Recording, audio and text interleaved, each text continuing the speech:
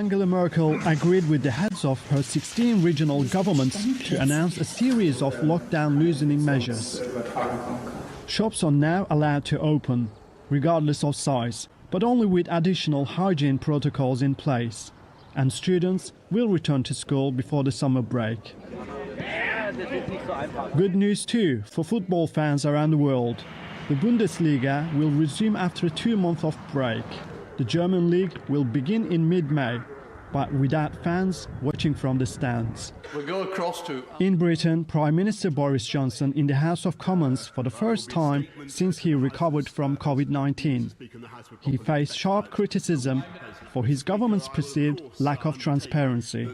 There are millions of people on furlough, as the Prime Minister knows, millions with children at home struggling with caring responsibilities. If they're to return to work, and if their children are to return to school, they need reassurance. I think we can all feel that, reassurance that it'll be safe to do so. And that means they do need to know what the government's plan is for the next stage.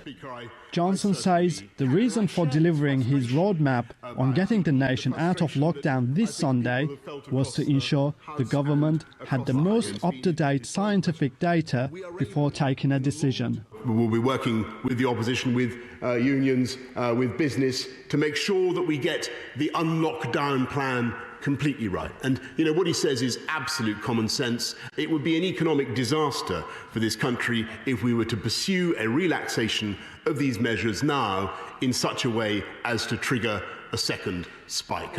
In Spain, Prime Minister Pedro Sanchez's weak coalition government barely received enough parliamentary support to extend the state of emergency for 2 more weeks.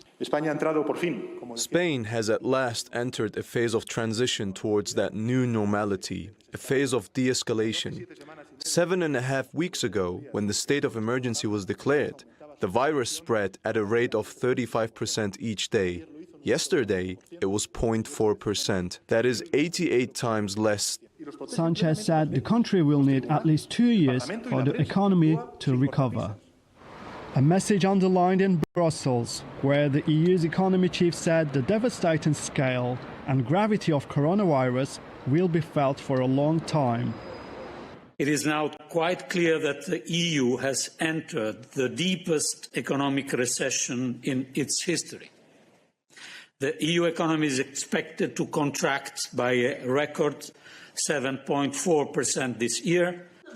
While Germany joins a group of countries which are steadily moving towards a new normal, others are still determining a way out of the crisis.